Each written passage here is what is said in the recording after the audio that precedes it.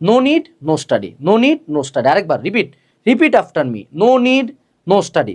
অর্থাৎ যেই জিনিস আমার লাগবে না সেটা আমি নিব না, সেটা আমি পড়বো না, সেটা আমি করব না। কারণ এখন একটা ট্রেডিশন, এবং এইচএসসিতে এই ট্রেডিশনটা খুবই প্রকট, এবং এই ট্রেডিশনটার মূল চালিকা শক্তি হলো অফলাইনের টিচাররা, অনলাইনের টিচাররা, অফলাইনের কোচিং সেন্টার, অনলাইনের কোচিং সেন্টার। তারা প্যাক করে একটা কথা বাইরে প্রচার করেই দেয় যে এইচএসসিতে অনেক প্রাইভেট পড়তে হবে, এবং যারা যারা চান্স পেয়েছে তারা অনেক প্রাইভেট পড়ছে, অনেক কোচিং সেন্টারে পড়ছে। এবং তুমি দেখবা যে বিভিন্ন ফার্স্ট বয় টপারদেরকে তারা টাকা দিয়ে নিয়ে যায়, এক একজন 1 লাখ 2 লাখ 3 লাখ করে টাকা দেয়, দিয়ে নিয়ে যায়। তারা বলে যে এখানেও পড়ছি, ওখানেও পড়ছি, ওখানেও পড়ছি, ওখানেও পড়ছি। আলটিমেটলি তারা সব জায়গায় পড়তেই পারে, না পড়লেও তারা বলে যে পড়ছি।